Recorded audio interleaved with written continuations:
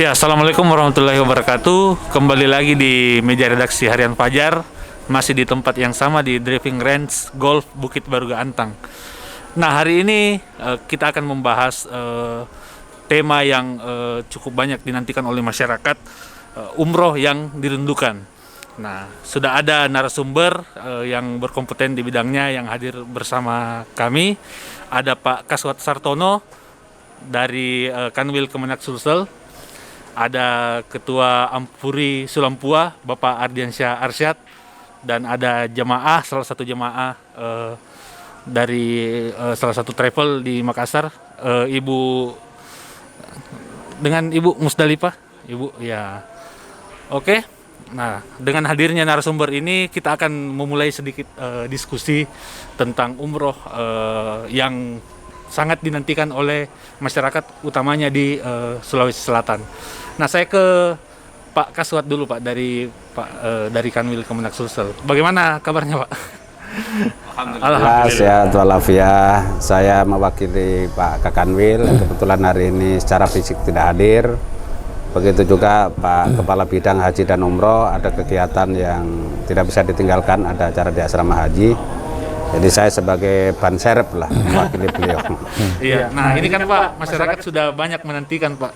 Seperti apa kelanjutan pelaksanaan ibadah umroh di masa pandemi ini setelah tertunda selama 2 tahun lamanya, Pak. Nah, seperti apa dari Kemenak sendiri, Pak? Apakah ada regulasi nantinya dan kapan kepastian pemberangkatan ibadah umroh tahun ini, Pak? Silakan Pak Kaswat.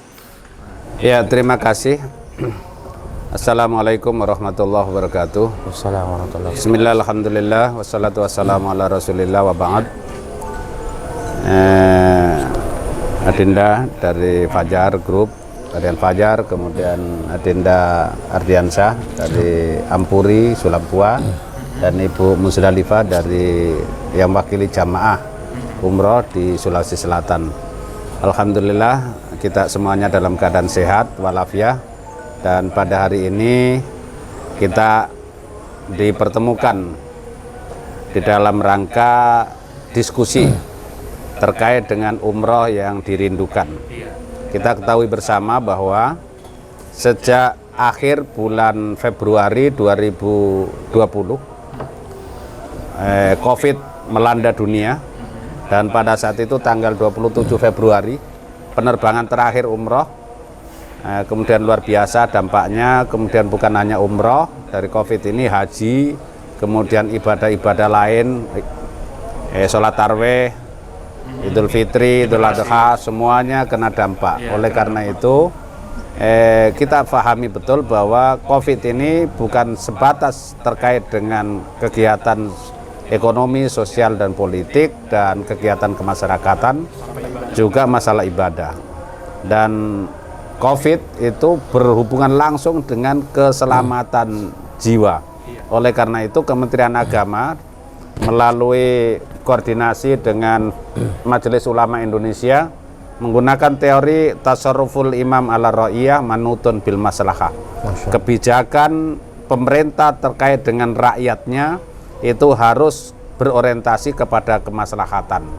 Oleh karena itu langkah-langkah yang diambil termasuk adalah umroh, maka pemerintah Republik Indonesia mengambil kebijakan untuk tidak memberangkatkan terlebih dahulu. Karena waktu itu kan COVID sudah luar biasa. Nah, dalam perkembangan sekarang karena vaksinasi sudah berjalan dengan baik, keluarga besar Kementerian Agama sudah hampir semuanya, dan ini terus berjalan di pesantren, di madrasah, dan penyuluh masyarakat juga berbondong-bondong. Jamaah haji juga sudah disiapkan untuk vaksin, jamaah umroh juga sudah disiapkan. Kemudian Arab Saudi juga sudah semakin baik kondisinya. Masjidil Haram sudah dibuka, Masjid Nabawi sudah dibuka. Maka memang hal ini memang pasti dirindukan lah, apalagi seperti Ibu Musdalifah yang tiap tahun berangkat menikmati kekhusukan ibadah di Masjidil Haram, bisa ziarah di makam Rasul, beribadah langsung di bawah Ka'bah, itu sebuah kenikmatan yang luar biasa. Oleh karena itu ketika kerinduan itu muncul, itu sangat-sangat wajar. Nah, begitu juga kerinduan bagi penyelenggara. Betul. Penyelenggara ibadah umroh itu yang biasa disebut dengan PPU, hampir 2 tahun ini membayar gaji terus, pegawai, pemasukan tidak ada. Nah, jadi ini juga sangat dirindukan oleh semua lah.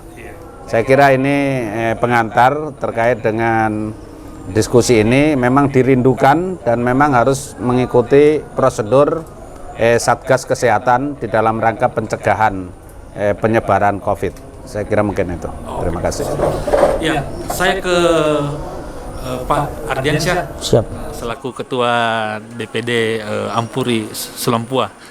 Nah, sejauh ini Pak, seperti apa persiapan travel resmi pemberangkatan umroh Pak jelang adanya kebijakan pembukaan kembali Pak? Apalagi kan sudah banyak pemberitaan dari nasional yang disampaikan Kemenak bahwa sudah ada titik terang pemberangkatan ibadah umroh Pak. Dan selama ini seperti apa travel umroh masih bisa bertahan Pak dalam kondisi pandemi kali ini? Silahkan Pak. Ya. Baik. Sebelum kita mulai, saya hormati Kakanda Haji Kaswat Sartono selaku penasihat juga di Ampur DPD Sulampua. Yang saya banggakan teman-teman dari Media Fajar Group. Ya, kalau dilihat dari sisi positif ataupun negatif terkait adanya pandemi ini, karena dengan adanya kemarin pertemuan antara Kementerian Luar Negeri Indonesia dengan Kementerian Arab Saudi, itu menandakan bahwasanya sudah ada angin segar. Kami dari penyelenggara pasti bersiap siaga mengumpulkan data jamaah yang terutama usianya di bawah 60 tahun ke bawah dan di atas 18 tahun ke atas. Tetapi alhasil adanya berita ataupun kabar dari pihak muassasa ataupun provider yang ada di Arab Saudi, itu persyaratannya juga itu sangat signifikan. Di mana persyaratan itu mungkin di sebagian kita ini sudah ada yang melaksanakan vaksin selain daripada Sinovac sendiri, akan tetapi terbukti kenyataannya di lapangan sekitar 92% jamaah ataupun calon jamaah umroh yang sudah mendaftarkan dirinya di travel itu kebanyakan yang vaksin Sinovac. Tetapi Sinovac ini salah satu vaksin yang tidak diterima oleh pemerintah Arab Saudi. Nah, sementara itu yang dominan di sini. Iya betul, dominan di sini. Adapun vaksin-vaksin yang diterima itu diantaranya ada 4. Yang pertama Moderna, terus yang kedua Pfizer, terus yang ketiga AstraZeneca, dan yang keempat Johnson & Johnson. Itu.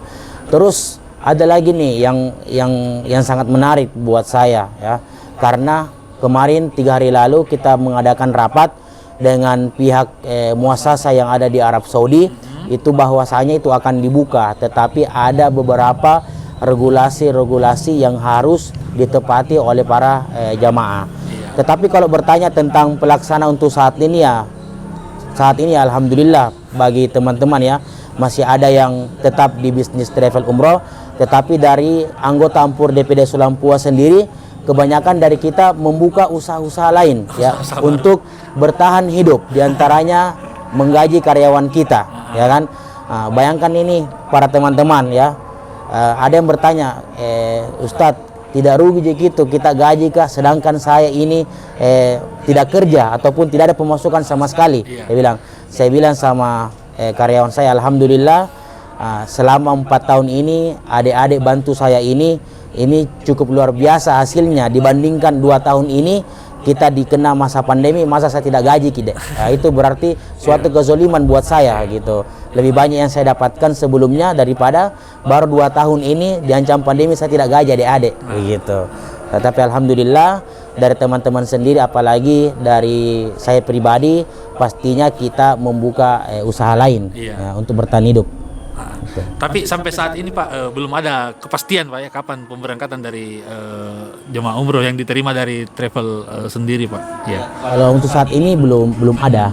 Tetapi kami dari penyelenggara siap siaga ya, siap siaga menghubungi semua jamaah dan menanyakan perihal vaksinnya.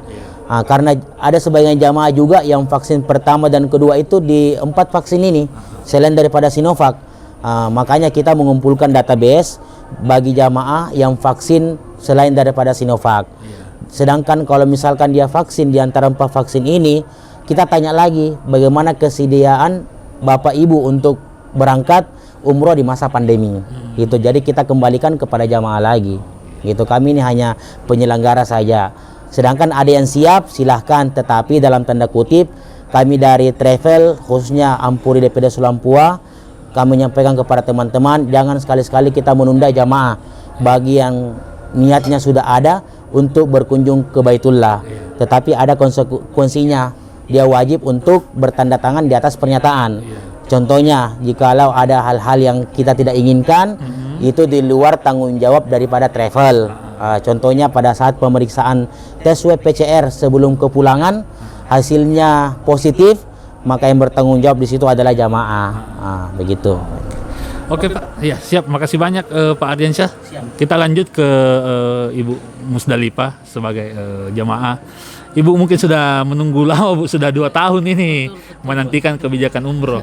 Nah, dengan lamanya waktu yang menunggu ini, Bu, apakah Ibu masih memantapkan niat untuk beribadah umroh, Bu, dengan kondisi sekarang? Insyaallah, Banyaknya syarat atau seperti apa, Bu? Silakan. Iya, insyaallah. Kalau niatan itu tetap ada dan tetap teguh untuk ke Baitullah. Cuman yang ini yang mau ini apa soal vaksin, karena katanya kan Sinovac tidak terpakai di sana. Terus vaksinnya Sinovac kan? iya, saya sudah vaksin 2 kali Sinovac. Bagaimana nanti katanya nanti ada vaksin ketiga. Terus ini dengan usia masalah usia juga. Karena kita ini sudah 50-an. Aturannya bagaimana lagi ke depannya? Kalau rindu betul-betul rindu Baitullah betul.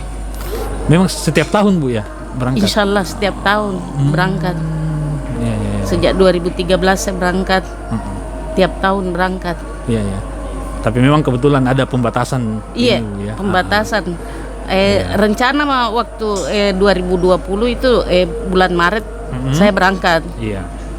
Tapi karena di bulan Februari sudah tidak ada pemberangkatan, hanya bisa menangis. Sudah tiap malam itu saya membayangkan rindunya Baitullah. Tiap tahun kita berangkat begitu, ada pandemi begini, langsung tidak ada pemberangkatan sama sekali. Oke, makasih banyak Ibu Musdalifah. Kita tahan dulu diskusi kita, masih ada sesi kedua. Kita kembali di meja redaksi Harian Fajar sesaat lagi. Terima kasih.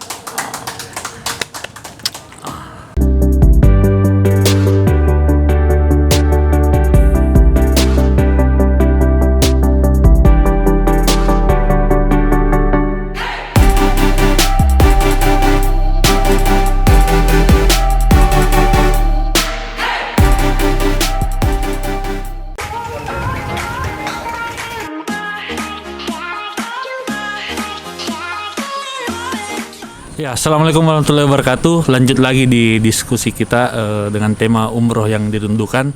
Nah, Pak Kaswat, sudah banyak pertanyaan ini, Pak, baik dari Ampuri dan jemaah, termasuk soal regulasi tadi yang saya tanyakan. Seperti apa sebetulnya regulasi umroh yang saat ini diberlakukan, kemudian kapan kepastian, dan tadi ada pertanyaan dari jemaah soal vaksin dan sebagainya, Pak. Silakan dijawab, Pak Kaswat. Ya, terima kasih. Terkait dengan regulasi bahwa penyelenggaraan umroh itu kan diatur di dalam Undang-Undang Nomor 8 Tahun 2019. Khusus terkait umroh, bahwa umroh itu bisa dilaksanakan perorangan maupun kelompok yang dilaksanakan oleh penyelenggara perjalanan ibadah umroh atau PPU lah, misalnya yang tergabung di Ampuri dan asosiasi-asosiasi lainnya.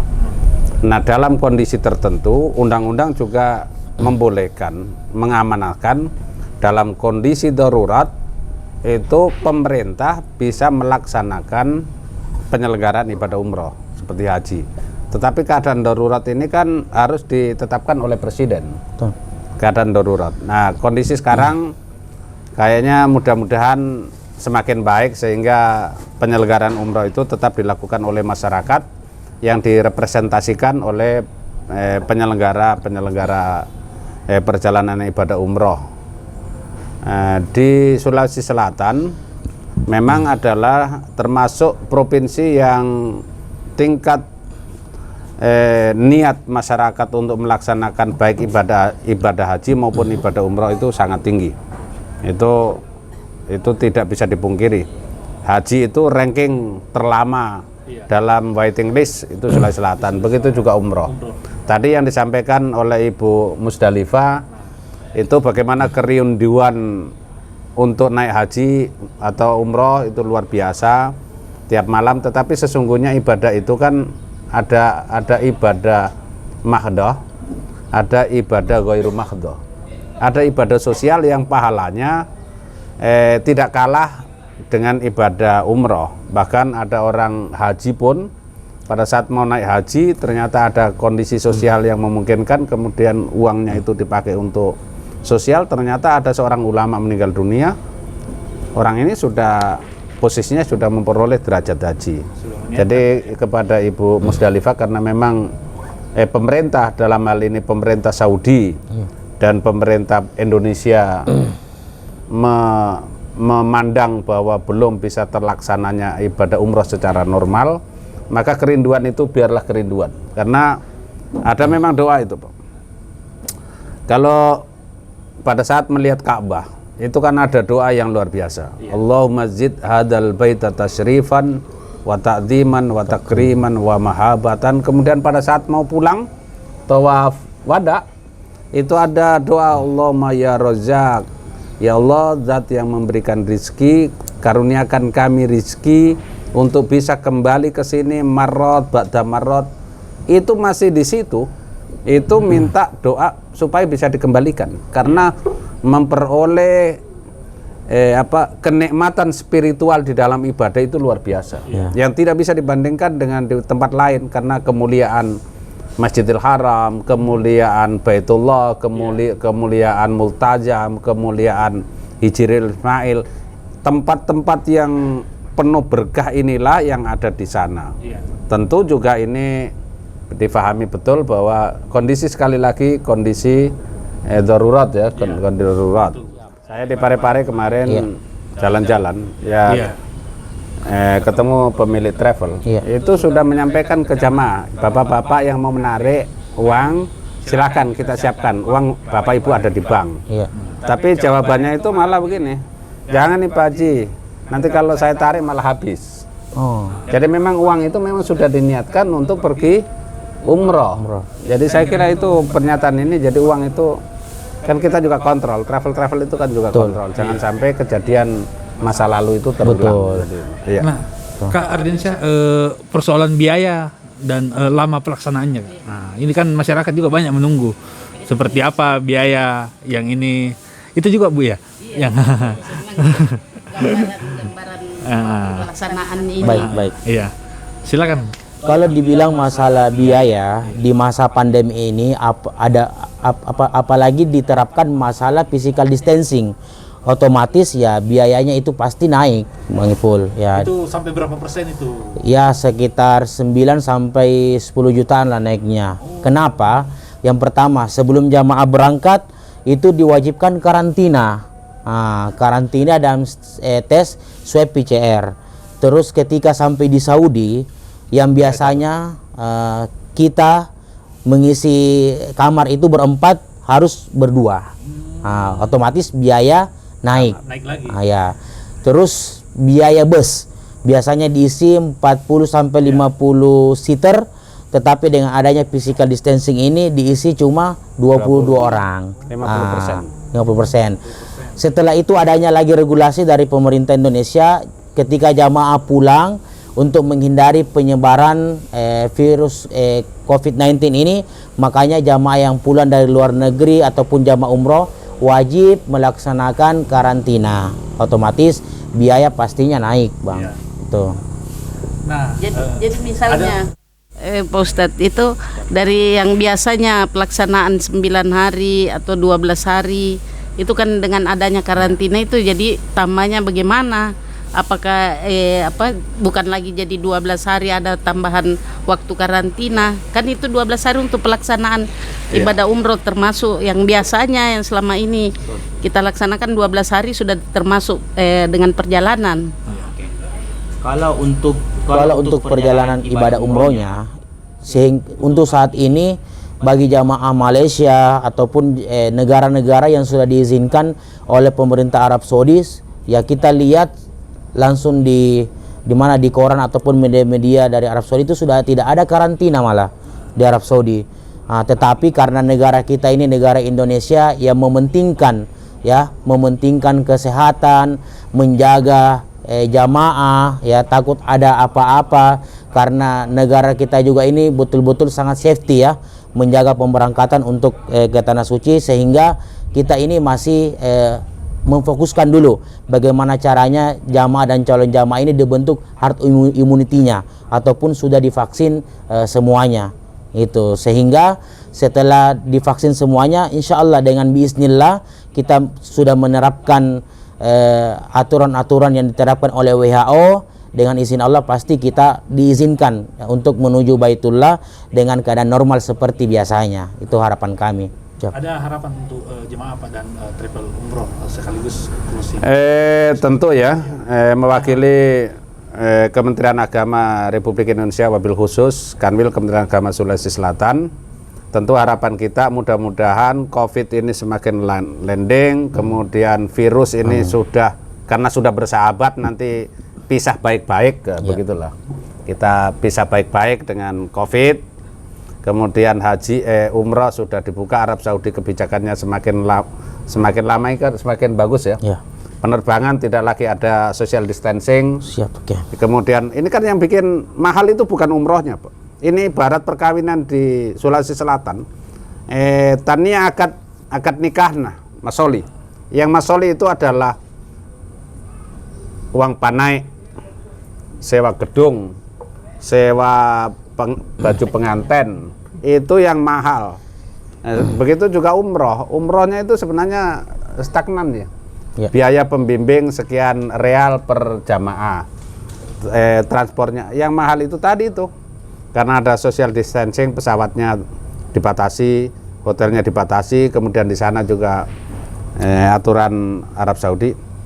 Itu sehingga ada konsekuensi logis yang diakibatkan adanya COVID. Saya kira mungkin ini mudah-mudahan semakin baik. Untuk Pak Ardiansyah sekaligus closing statementnya juga, bisa dirincikan Pak komponen-komponen biaya tambahan apa saja Pak yang mesti ditanggung jemaah untuk ibadah umroh, dan berapa besaran secara keseluruhan Pak dengan adanya kenaikan biaya-biaya tersebut Pak. Ya, silakan Pak. Baik, adapun biaya-biaya tambahan yang akan ditambahkan oleh jamaah bagi yang berniat untuk berkunjung ke Baitullah di masa pandemi ini, jikalau masih diterapkan physical distancing itu diantaranya adalah pasti kenaikan biaya hotel. Nah, biasanya itu ya kalau misalkan normal itu yang mau mengambil kamar berdua itu harganya sekitar 4 juta sampai 5 jutaan. Apalagi saat ini kita tidak boleh mengambil hotel di bintang 3 ataupun bintang 3 di atas. Ada standarnya. Wajib bintang 4 ke atas dan bintang 5.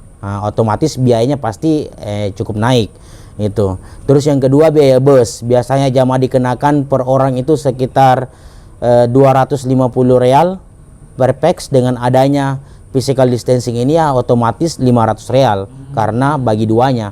Nah itu berarti kenaikannya sekitar 1 jutaan. Nah, itu kamar 5 jutaan. Belum lagi penerbangan Pak, belum lagi visanya, belum lagi makannya. Nah itu pasti naik. Karena kenapa makan di sini naik? Karena adanya pelayanan khusus. Nah, biasanya kita ngambil sendiri, dengan adanya physical distancing ini kita diantarkan seperti halnya raja. Begitu, makanya biayanya pasti naik. Iya. Jadi kalau di total secara keseluruhan ya sekitar 39 sampai 40 jutaan. Jadi memang masa pandemi. Mungkin perlu saya tambah. Siap. Ya. Ini dalam penyelenggaraan umroh itu negara belum memberikan subsidi bantuan. Siap, kenapa? Betul. Karena memang di dalam undang-undang itu umroh dilaksanakan oleh masyarakat. Satu, yang kedua penyetoran store biaya perjalanan ibadah umrah itu langsung ke travel, bukan ke Kementerian Agama. Beda dengan haji kan? Kalau haji kan ke rekening BPKH, Iya. kemudian ada APBN karena memang yang melaksanakan negara. Ya itu memang perlu disadari. Tetapi tentu karena COVID pasti ada kemudahan-kemudahan. Iya, makasih. Berarti sekitar 39 juta sampai 40 juta. Iya. kenaikannya. Betul. Nah, terus tadi untuk jemaah yang sudah berumur 52 tahun seperti Ibu Musa tadi bagaimana Kak Ardiansyah? Itu masih bisa berangkat tidak dengan adanya aturan pembatasan ini Kak? Iya. Kak Ardiansyah, dengan yang umur. untuk umur 52 tahun, 50 tahun ke atas apakah masih bisa berangkat Kak? Kalau berangkat sih pasti orang pengen berangkat, tetapi kita lihat situasi dan kondisi dan regulasi yang dikeluarkan pemerintah Arab Saudi sendiri itu 60 tahun ke bawah.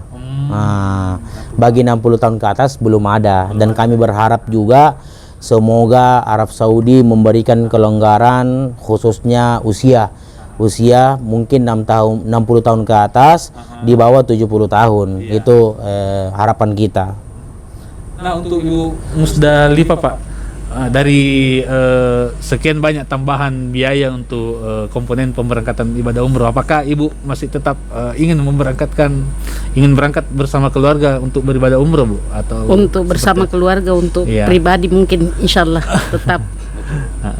Dengan tanggungan biaya yang cukup besar tadi itu Pak ya, Bu ya? Iya, insyaallah. Rezeki kan dari Allah juga. Masya Allah. Sudah itu gambaran bagaimana tingkat keimanan dan tingkat kesejahteraan itu. Jadi biaya yang disebut tadi oleh Adinda Ardiansyah itu ya Ibu enjoy aja karena itu memang ada kerinduan lah. Betul. Tinggal menunggu kepastian ini Bu ya, kapan berangkat? Insyaallah. Cuman itu kasihan kalau yang masalah karantina. Oh, karantina. Karantina itu. Apa harapannya Bu untuk kemana? Ini. Semoga tidak ada karantina. Iya. Mudah-mudahan cukup PCR swab untuk membuktikan bahwa kita aman dari luar. Iya. Ya. Saya kira juga nanti dari diskusi ini nanti saya laporkan ke Pak Kanwil untuk ditindaklanjuti ke Jakarta. Amin. Supaya ada harapan yang sudah vaksin 2 kali, kemudian sudah PCR. Ini kan kewenangannya Satgas Kesehatan. Ya, makasih Pak. Oke. Ya, terima kasih banyak atas kehadirannya para narasumber. Sekian dulu diskusi kita kali ini. Ya, meja redaksi Harian Fajar akan kembali dengan tema yang beragam pada pekan depan. Terima kasih. Assalamualaikum warahmatullahi wabarakatuh.